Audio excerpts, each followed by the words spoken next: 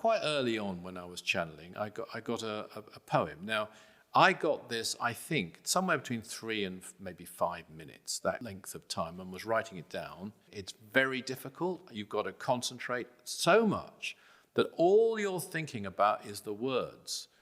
You might be hearing it as well, which is another way of identifying it's not coming from you. It's coming from outside of you. You're not in a relaxed, vague state where you just switch your mind off and see what happens. Not at all.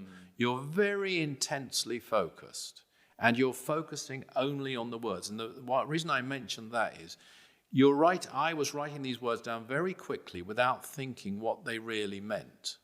Okay. And I wrote them down, and when I finished, I later became aware of who had given them to me, these words.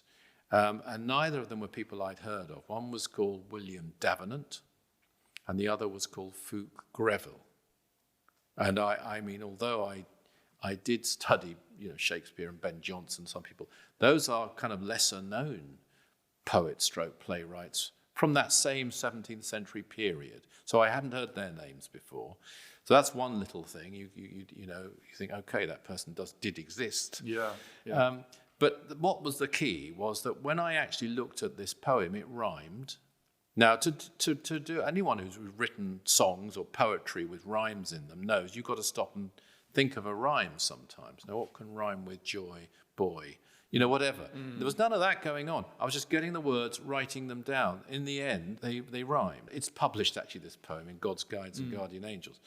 Then I found that it was, looking this up, in iambic tetrameters, which, again, I didn't know that phrase, but some vaguely heard of iambic somewhere. Yeah. But that was a form that was used in the 17th century. And then some of the words in there, for example, knave, they weren't words I didn't know. They were just words I wouldn't use.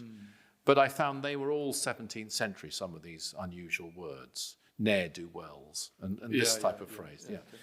And so I absolutely could not have sat down between 3 and 5 minutes and ended up with a rhyming poem in iambic tetrameters with 17th century language and then get the names of the people who gave it. That would be completely impossible. So I know that was genuine. I'm not saying it's the greatest poem ever given. Actually, it's a very nice poem, but it was, to me, absolute, if I needed it, absolute proof